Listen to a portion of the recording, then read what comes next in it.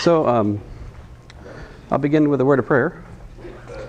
Heavenly Father, we thank you again for this day and this time we have to meet together, and just pray that you guide our steps today, help us to glorify you what we do, and just to understand a little bit more about linear algebra together, Lord. In your name I pray, Lord Jesus. Amen.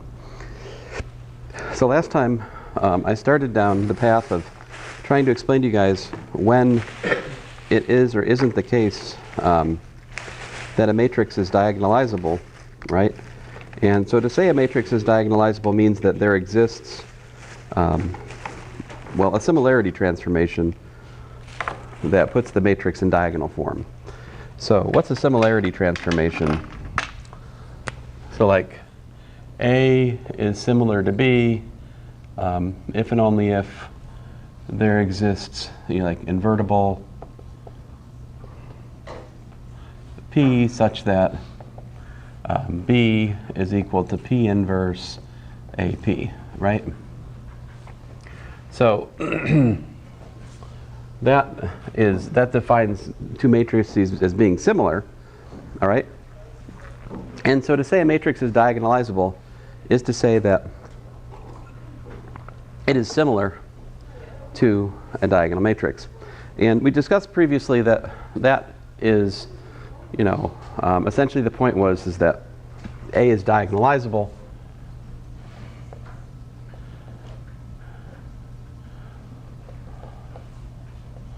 if and only if, right, there exists an eigenbasis for A, right? And so the P, we just form, how do you find this matrix P to form the similarity transformation? You just you make P equal to the basis matrix for your eigenbasis, and that does it, right? That does the trick. And the diagonal matrix we're talking about is simply a matrix with the eigenvalues down the diagonal, right? And we talked about the real spectral theorem, which said that we can be certain that this will happen if A is symmetric, right? But what else is possible? So last time I introduced some notation. I said that we can write P of t equal to the determinant of, let's say, ti minus a, and I said, well, that can be factored as t minus lambda 1 to the m1 power, t minus lambda 2 to the m2 power, t minus lambda sub s to the ms power, right? And I said that m sub j is equal to the algebraic multiplicity of lambda j, right? And then I also introduced that we can define the dimension of the lambda j eigenspace. So that's the dimension of the null space of A minus lambda ji, right? That I could call n sub j. This is equal to the geometric multiplicity of the eigenvalue. And of course, these are both for A. I mean, it's always with respect to a matrix, all right? Or if we take the Math 321 perspective with respect to a linear transformation, but we don't do that because this is Math 221 for the most part, except for evil bonus questions that someone might ask. But anyway, so the geometry, and so basically the theory, which I will not prove in here, says something like this. It says that nj, n as in nanu, n sub j is less than or equal to m sub j, all right, for j equals 1 to s. So the geometric multiplicity can never be more than the algebraic multiplicity, all right? Now here I'm presupposing something about the matrix. I'm presupposing this is not generally true. So here this is, special case. What's the case? I'm assuming that lambda 1 through lambda s are in the reals, right? And they're distinct. So I'm assuming distinct real eigenvalues for this discussion, all right? Again, if the matrix was symmetric, we can assume that these real eigenvalues exist, and we can choose them to be distinct by our labeling. But the theory says that the algebraic multiplicity puts an upper bound on the geometric multiplicity, and that's one thing. But the theory also says too that if n sub j is equal to m sub j for j equals to 1 to all the way on out for all the eigenvalues, then A is diagonalizable. And in particular, the eigenbases can just be formed by concatenating the eigenbases for each distinct eigenspace. The theory of linear algebra proves that those have to be linearly independent taken as a whole. That's not obvious. It takes me about a week, well, it takes me about a day of 321 to prove that. It's not easy, but it can be shown. But then that begs the question, okay, so what if the geometric multiplicity is not equal to the algebraic multiplicity? Like, what happens then? How do we address that issue? So there's the question. The question is, okay, so if m sub j is, I keep saying n, but writing m. What's wrong with me? If n sub j is less than m sub j, in other words, not enough, don't have enough eigenvectors, right? Don't have enough eigenvectors, then what? Then what is A similar to? Who says you can't end a sentence with a preposition? I just did it. That was close. Sorry, Megan. I haven't hit you yet, though, right? Did I hit you? No? Okay. We only got like 2 weeks of class left, so. Maybe we'll make it through this semester. You can take differential equations with me next semester at 8:15, I think in this room. I'm taking it currently. I'm pretty sure I'm going to pass. Oh, man. Wait a minute, no. Sorry.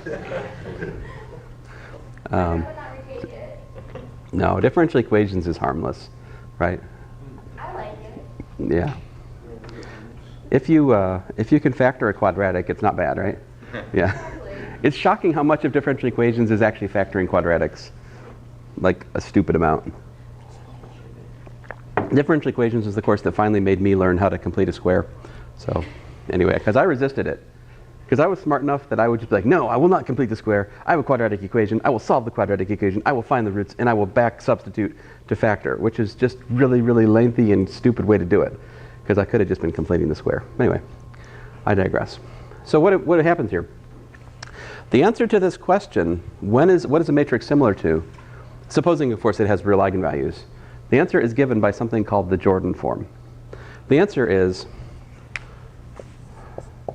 A is similar to its Jordan form. What is the Jordan form? So the Jordan form has the following structure. We have J for Jordan, K for the size of the block, lambda for the nature of the block. So J sub K of lambda is equal to lambda, lambda, lambda, lambda, lambda, lambda, K lambdas, with ones on the superdiagonal and zeros everywhere else. This is the K by K Jordan block. All right? And so the Jordan form of A, a Jordan form is something like J lambda 1 well, let me just, okay,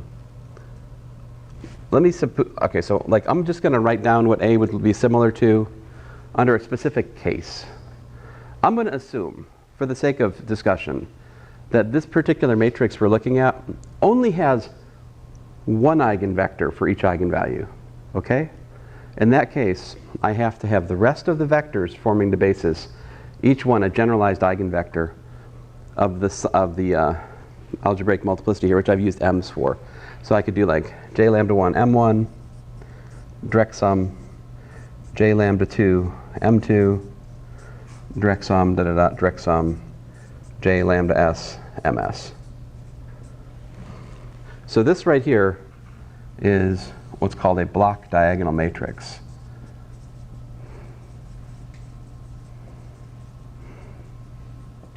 All right. So this is the theory. Generally speaking, we can take a matrix with all real eigenvalues, and we can do a similarity transformation to what's called its Jordan form. Now, how do you actually do that? You have to find what's called a Jordan basis. What's a Jordan basis? Well, a basis of chains of eigenvectors. So let me give you a specific instance of this. Like example 1, I could have A equal to, let's say, like J2 of 3, direct sum, let's say J3 of 7. All right? This is a 5 by 5 matrix. It looks like this. It's 3, 3. There's a 1 up here. All right? And then down here, we've got 7, 7, 7, and a 1, and a 1. And it zeros elsewhere. This is a matrix in Jordan form. If a matrix is in Jordan form, and there are ones on the superdiagonal, it cannot be diagonalized. It's not possible. Because this is, like, if a matrix is diagonalizable, its Jordan form is just a diagonal matrix. All right? And the Jordan form is unique up to reordering of the blocks. So like if this is the Jordan form of a given matrix, if I did a similarity transformation to like another Jordan form, the most I could do would be like flip the ordering of the blocks. I could put like the 3 by 3 7 7 7 block first and then the 3 3 block second. I could do that. But like the Jordan form is unique up to the ordering of the blocks. Just like the diagonal form of a matrix is unique up to the ordering of the eigenvalues on the diagonal. So let me show you how the standard basis works in this case. So check this out. So like A E1 is what? 3E1. A E2 is 3E2 plus E1. A E3 is 7E3. A E4 is 7E4 plus E3. A E5 is 7E5 plus E4. How do I know that? A matrix times a standard basis element is just the column vector corresponding, right? So I don't really need to actually multiply those. I didn't actually multiply them. I just thought about it. Right? And so you guys tell me, how many eigenvectors does A have?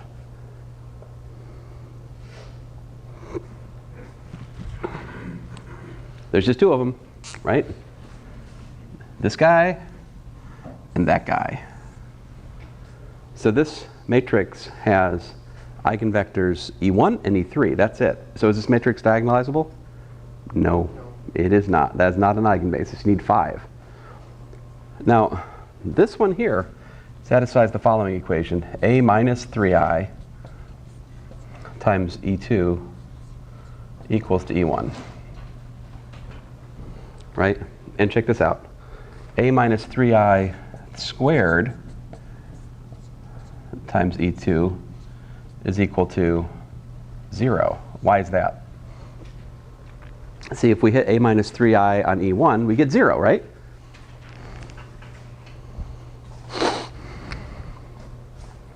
See this right here? A minus 3i E1 is equal to 0. So this right here, this makes E2 a generalized eigenvector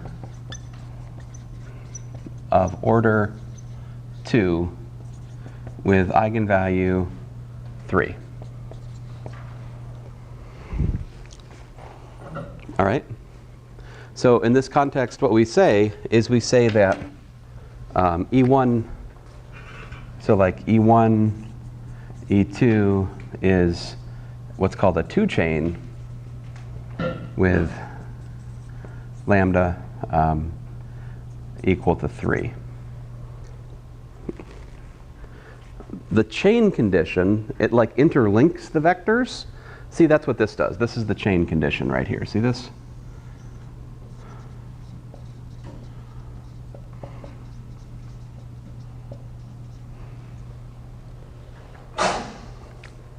So like, if I look at E3, E4, and E5, see what happens there?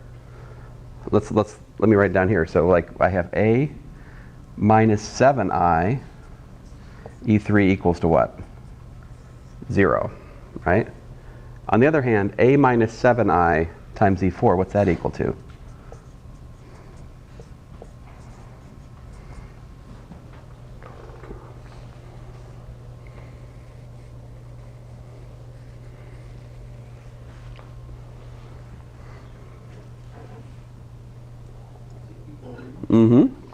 E3. Were you a Project C person? No. That's very good. For the rest of you Project C people, why didn't you tell me already? Come on. You're like, there's one person who thought through Project C. You're only talking to 2 people in here. Let's see here. No. just joking. I hate group work. Anyway. So A minus 7i E5 is E4. I did love group work when I had computer projects because my friend Jeff did all that, which was fantastic. I don't talk about Jeff too much, but Jeff's an interesting character. He had a semester where he just kind of dropped out of school and just spent a lot of time at a Hooters. He married the waitress there. Yep. That was an interesting dynamic. That was an interesting, very interesting dynamic. Anyway, so this one here, see if we take A minus 7i squared times E4, what do you get? And what's A minus 7i squared times E5 equal to? So E4, see if I hit it with another copy of A minus 7i on the E4, it gives me an E3, right? But then I multiply that by E3, I get 0. So this gives me 0. And on the other hand, if I hit that with 2, if I do that, what do I get? I get A minus 7i E4, which is, well, E3, right? Which then tells me that A minus 7i cubed, all right, E5 is equal to what? 0. So in this context, we say, here's the words. Here's the words. So E3 is generalized eigenvector order 1 with eigenvalue, I guess it's lambda 2 equals to 7. Of course, what is a generalized eigenvector of order 1? We could just call this a eigenvector, right? But generalized eigenvector order 1 is just eigenvector. Generalized eigenvector order 2 then is right here. E4 is generalized eigenvector of order 2 with lambda, eigenvalue 7. And then E5 gives, guess what? Generalized eigenvector order 3 with lambda 2 equals to 7. By the way, there's something kind of cool here. If you somehow had, if you're given E5 to start with, you can generate E4 and E3 from E5. Like if you have the generalized eigenvector of the largest degree, simply multiplying A minus the eigenvalue times the identity matrix on that vector will generate generalized eigenvectors of lower order all the way down to eigenvector. But anyway, so altogether here, this makes E1, E3, E4, E5 a 3-chain with eigenvalue lambda 2 equals to 7. All right.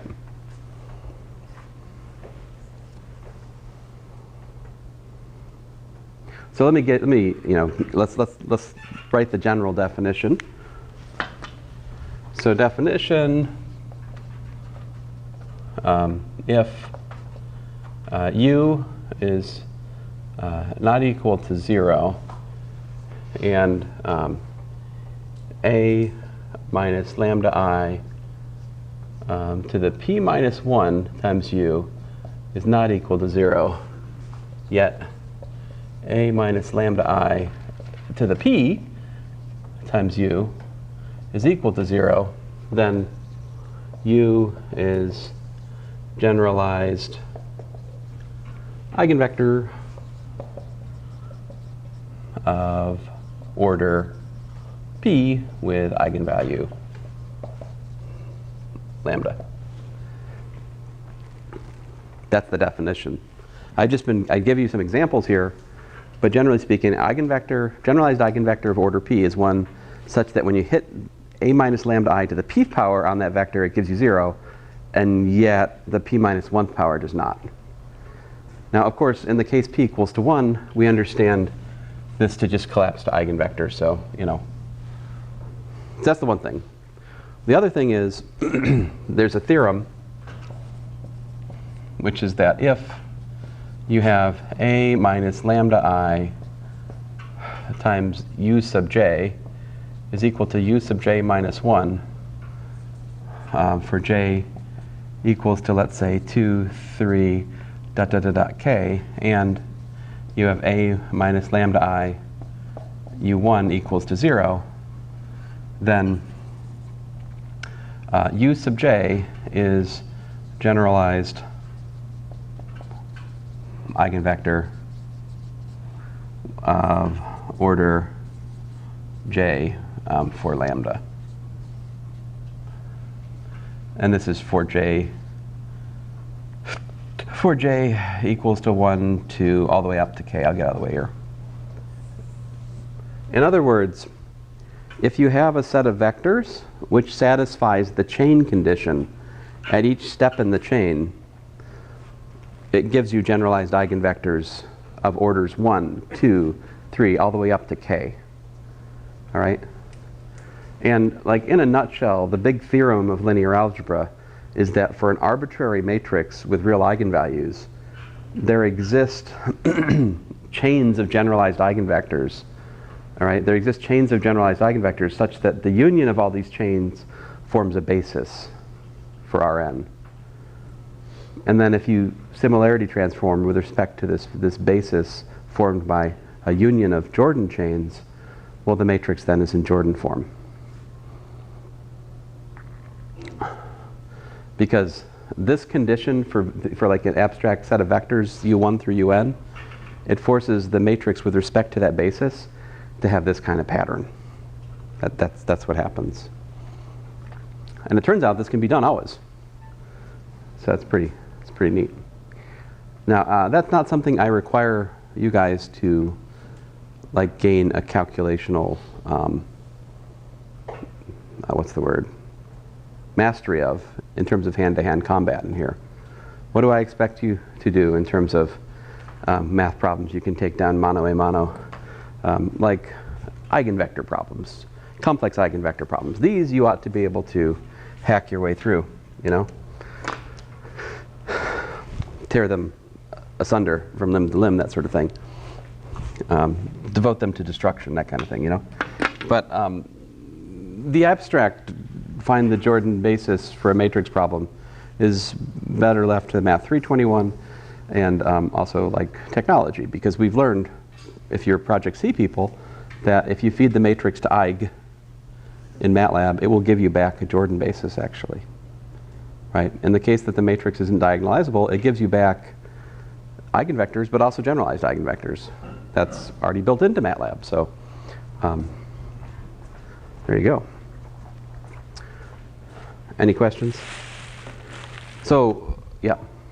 How did you know that squaring this a minus 7I times e4 is 0 and all of this? Oh, it's just an algebra step. So this gives me a minus 7I squared e4 is equal to a minus 7I times e3, right? So multiply both sides by that matrix, we get that. But this is 0, because e3 is an eigenvector.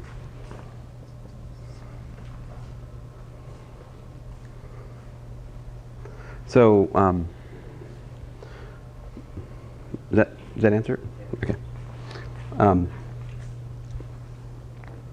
Let's look at another example here. E2. So suppose I have a matrix A. It's like let's say 3, and then 3, 3, 1, and then I've got a 4, 4, a 4, 1's up the upper diagonal, right?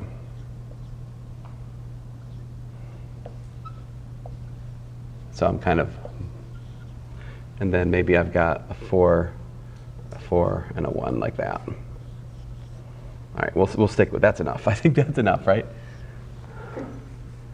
So the question is, for this matrix, I can ask a few questions that maybe you can answer. Like one is, what are the eigenvectors, right? What's the characteristic polynomial, all right?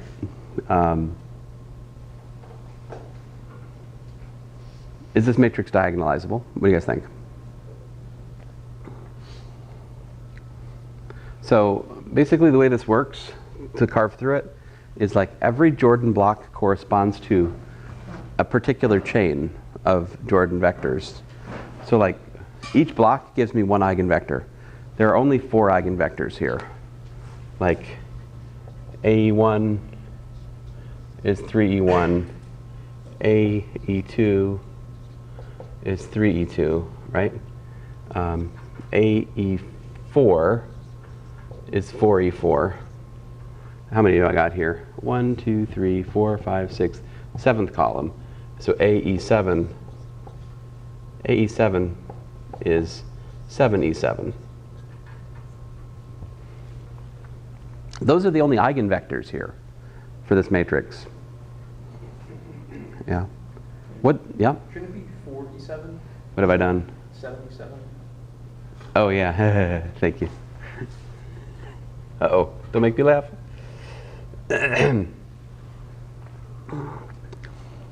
So what's the characteristic polynomial here? Like the determinant of, t minus, my bad. Oh yeah, ti minus a. Well, I got like, I've got like t minus 3. How many times? 1, 2, 3. 3 times. And then I've got t minus 4. How many times? 5. Yeah, 5. Thank you. So this, I can see that like lambda 1 is 3, lambda 2 is 5. So my like algebraic multiplicity here, my algebraic multiplicity is 3 for 3. My algebraic multiplicity for 5, that was M1, I'm a dummy, which I've called M2. It says, what? Oh yeah, goodness gracious. So what is M2? That was the 5, right? Sorry, my brain messing up. Okay, so what is the geometric multiplicity here for 1? And 1 equals to what?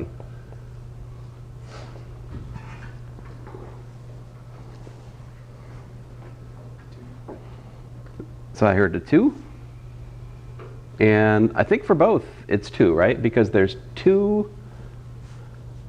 So these are the 2 eigenvectors. And here's 2 eigenvectors.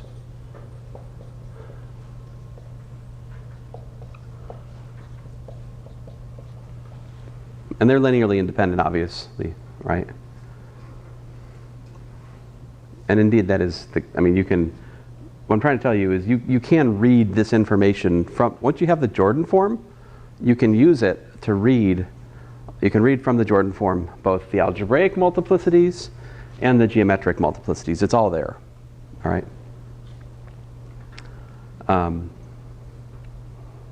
Let's see here, what else can I tell you?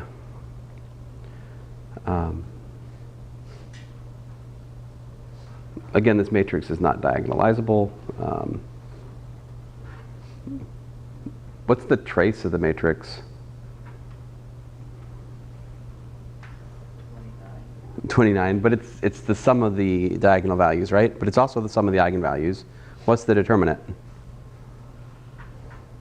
Product of the diagonal. Right, it's the product of the diagonals. So that proof, that problem you guys did on test 2 about trace and determinant for eigenvalues, if you think about the pattern of the Jordan form, right, if you think about what it looks like, right, the kth block for lambda, it has what, like lambda, lambda, lambda, 1's on the superdiagonal, right, and 0's everywhere else. If you think about it, the trace of the trace of this block is just the sum of the eigenvalues on the diagonal, right?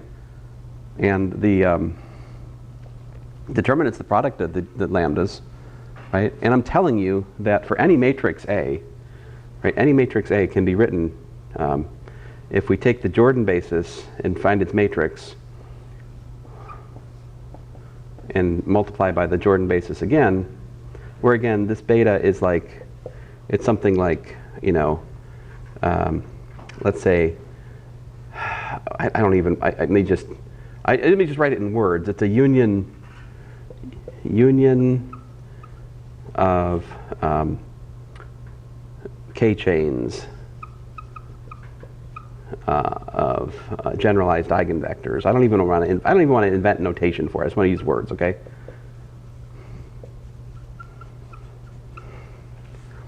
Then this is, you know, it's literally the direct sum of your eigenvalues. I should say, like, you know, so I don't know what these are. I don't even want to use M because I had something else for M. A1, whatever. A2. I don't know. A sub Pac-Man there. I don't want to, I'm not trying to overlap with my notation already. My point is, because these could have shared eigenvalues. See, like I have different Jordan blocks with the same eigenvalue, but they're different blocks. See that? So I'm not saying that these are all the same. I'm not saying that these have to be distinct eigenvalues. They could be even repeated here in this like larger discussion. But my point to you is when you calculate the trace of the block diagonal matrix, and each one of those blocks is upper triangular, the trace is simply the sum of the eigenvalues, right? And also, the determinant is also still the product of the eigenvalues. But this is holding for any matrix. So that formula you proved in the diagonalizable case, it's still true for an arbitrary matrix.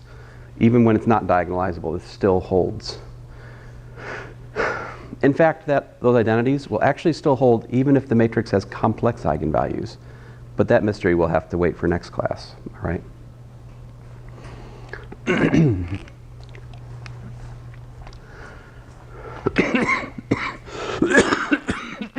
Oh, yowzers.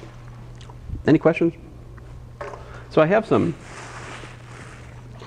calculations of these things, of course, I could show you. So let me see if I can find some. I mean, I have an ugly 4x4 example I came up with, but I don't think I'm going to write that out in class because, I'll regret it. Come on. Well. Well, that's fun. All right. I guess I will write the example out.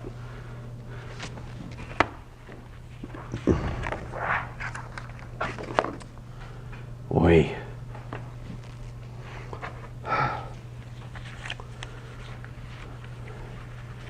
So,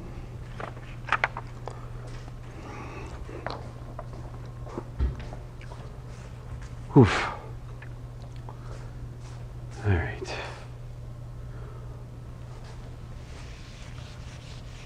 So, all right. So, like, how can I make these? How can I test you guys on these things reasonably, right? Because I'm saying that. Oy. For instance, this matrix I'm about to write down, it's quite hideous. It's quite hideous. So, how could I reasonably ask you anything about this sort of thing on a test? Essentially, what I want you guys to learn is two things. One is the theory I just erased here, that a matrix is diagonalizable if only if it has an eigenbasis. That's important to us. The other thing is the definition. These two definitions are important, all right? So you should try to understand those. So I would like for you to be able to, if I give you information about like a linear transformation, you can understand that what you're looking at is like, a generalized eigenbasis. So like, for example, well, I don't want to give you an example of that actually, but here's like what I couldn't do on a test, because it's too hideous for direct calculation. And the reason for that is, well, you tell me. Why is this unfriendly to ask as a naked calculational question on a test?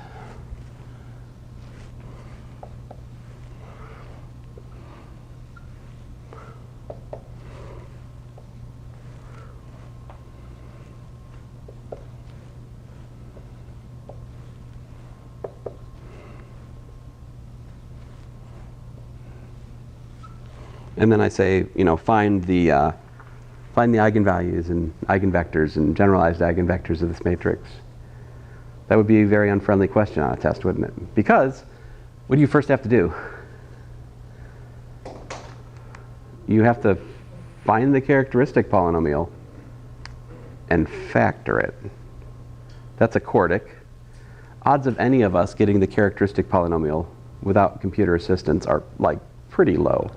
On the other hand, if I tell you information about this matrix, it becomes a reasonable test question in the following way. Like I could say something like, so hint, U1 equals to, let us say, 1, 1, 1, 1. Let us say U2 is equal to 1, minus 1, 1, minus 1. Let us say that U3 is equal to 1, 1, minus 1, minus 1. And let us say that U4 is equal to 1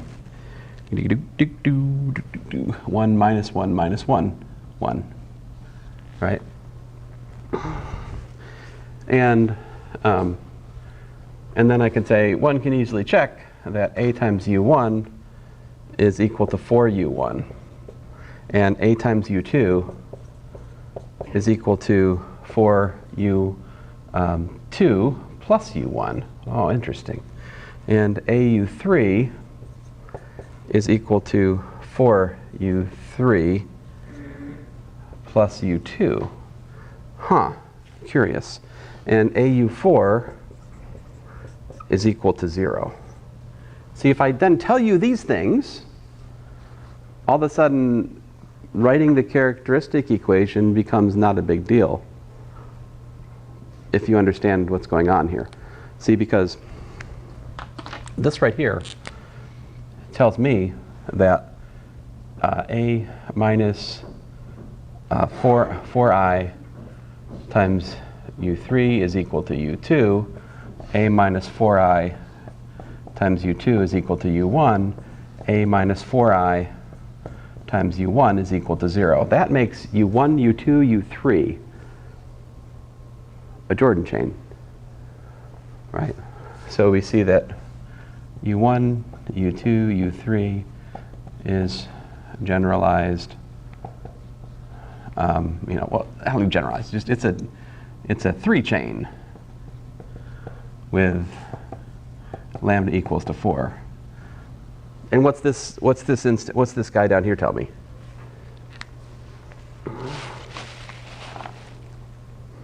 What's this say?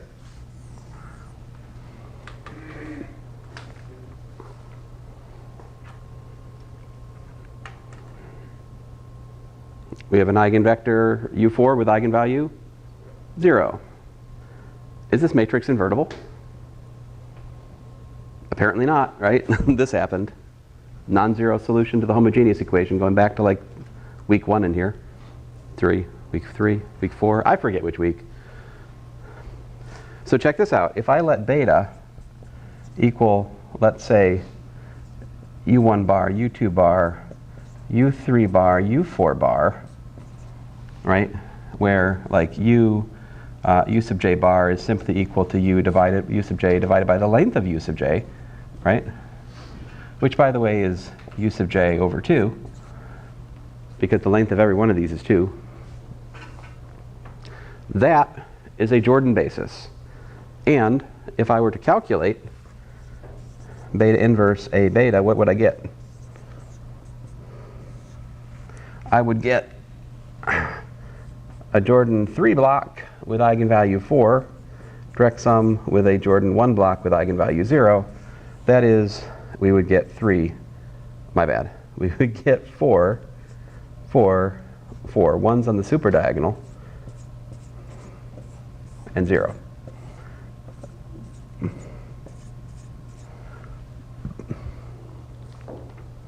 And I can tell you that the algebraic multiplicity of 4 is 3. The geometric multiplicity is 1. And I can tell you that the algebraic and the geometric multiplicity of 0 are both 1. This matrix is not diagonalizable, but there's its Jordan form. All right, well, so I guess if you have a pent-up curiosity about when are two matrices similar, then this is all very, very interesting to you, right? But maybe you don't. So you might wonder, well, this is great, but I think we have shown evidence that diagonalizability of a matrix is very interesting because it allows us to find like really, really excellent formulas for quadratic forms and things like that, which seems like could be really useful in a lot of applications, right? What's the application to the Jordan form? What do you guys think?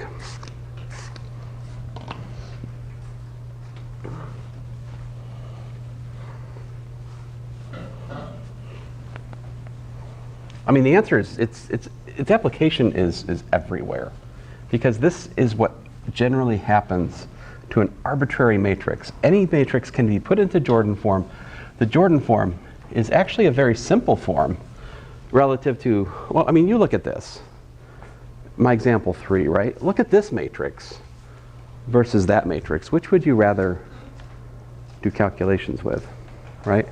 And so if the thing you're interested in is, what did I do with my phone? Oh, duh. Hiding in plain sight. All right, good, we got just enough time. Check this out. E to the TA is the matrix exponential, right? We talked about this. We know that each column in this matrix solves dx dt equals to ax, right? Each column in the matrix exponential solves dx dt. So this is dx dt equals to ax has solutions inside e to the ta. It's like that's the way to think about it. It's locked inside here are the complete solution set to the differential equation dx dt equals to ax.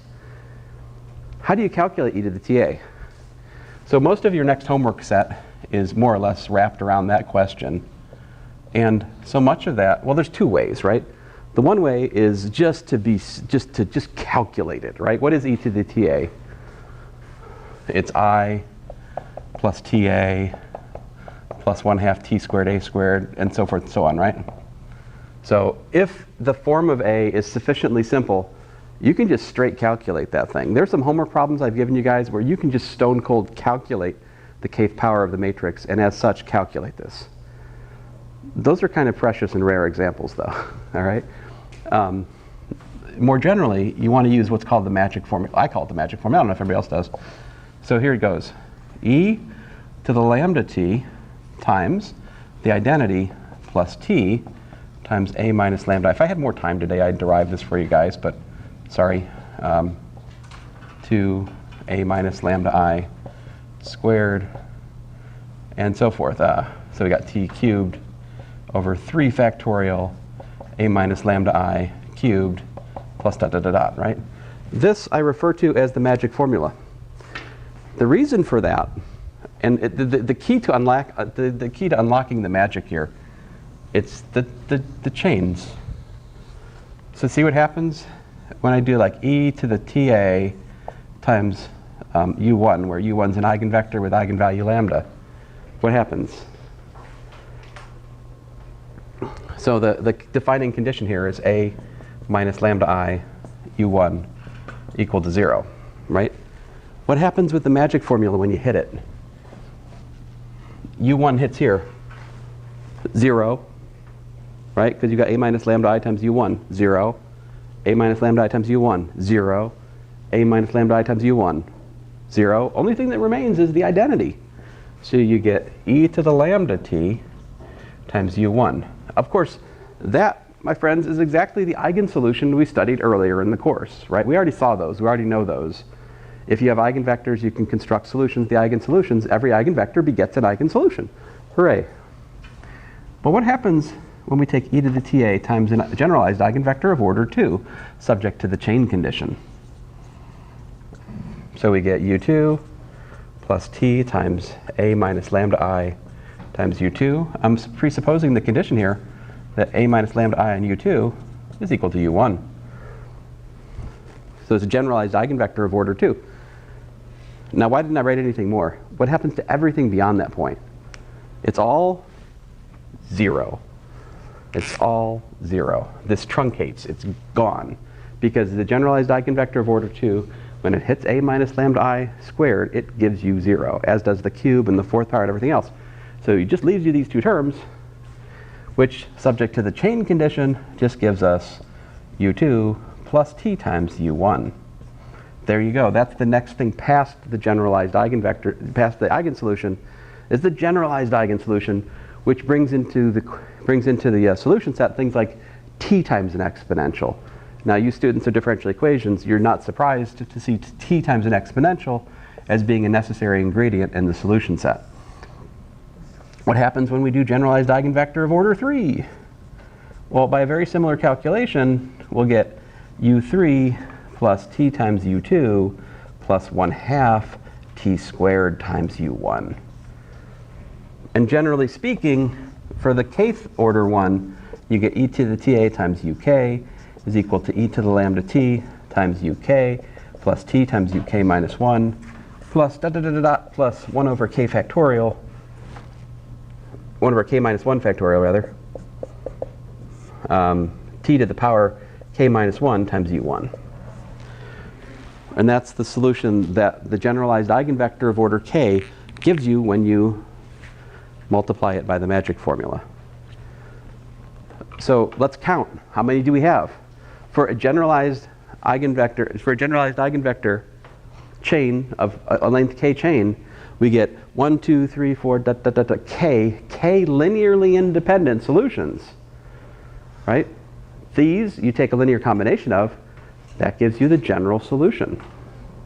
And since a matrix, we can find a generalized eigenbasis, that means we can solve the problem, dx dt equals to ax by simply using a linear combination of these guys.